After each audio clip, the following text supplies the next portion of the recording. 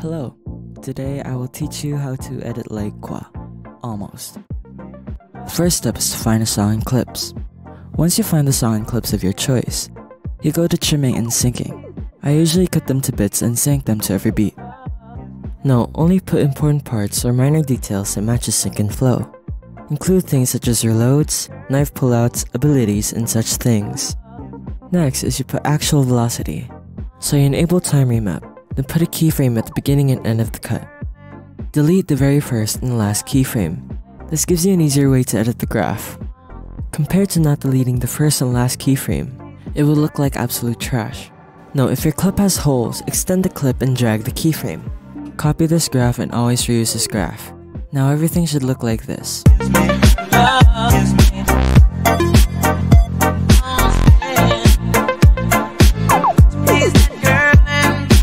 Next, I like to work on the pan crop, literally just basic zoom in and out. I also add transitions here, so you add keyframes on both ends. Use these graphs and it should look like this.